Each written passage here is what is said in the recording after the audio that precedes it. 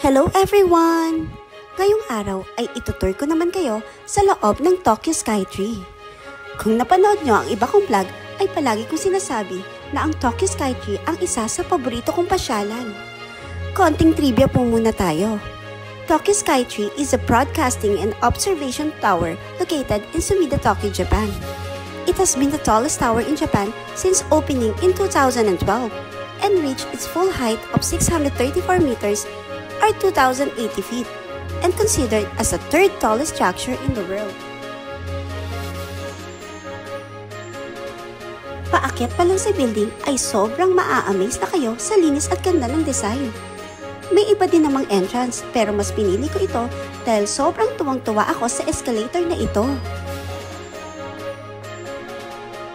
Pag-akyat mo pa lang sa escalator ay bubungad kagad sa iyo ang shop ng The Matcha Tokyo.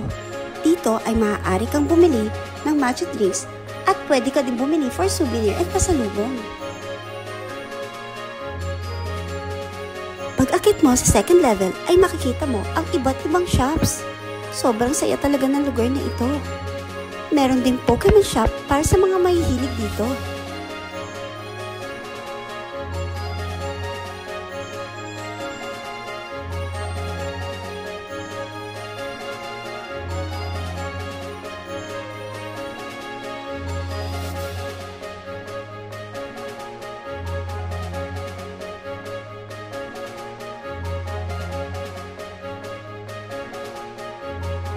Para sa mahilig sa gashapon ay meron din dito. Kung hindi mo mapipigilan sa sarili, ay siguradong ubos ang pera mo dahil sa sobrang ganda ng mga laruan na makukuha mo dito. Dito pa lang sa Tokyo Skytree ay talagang marami ka na mabibiling pasalubong sa mga mahal mo sa buhay.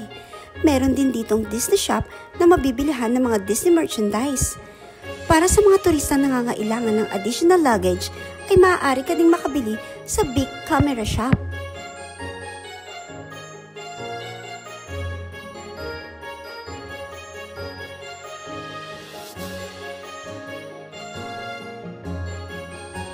Masaya akong ipakita sa inyo ang dahilan kung bakit kami araw-araw dito.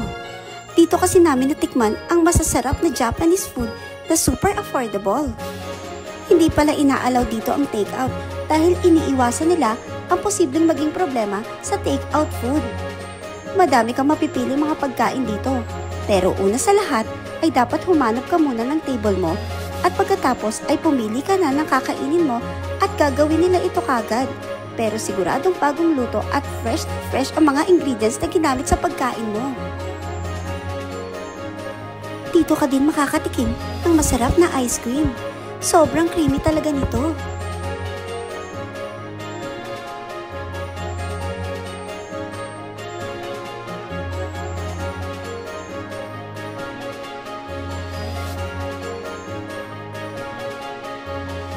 Napagod ba kayo sa pagsama sa akin? Ako hindi. Kahit araw-araw ako lumakad dito, hindi ako mapapagod kasi sobrang ganda talaga ng mga nakikita ko. Sa susunod kong vlog ay ililibutin pa din natin ang Tokyo. Enjoy!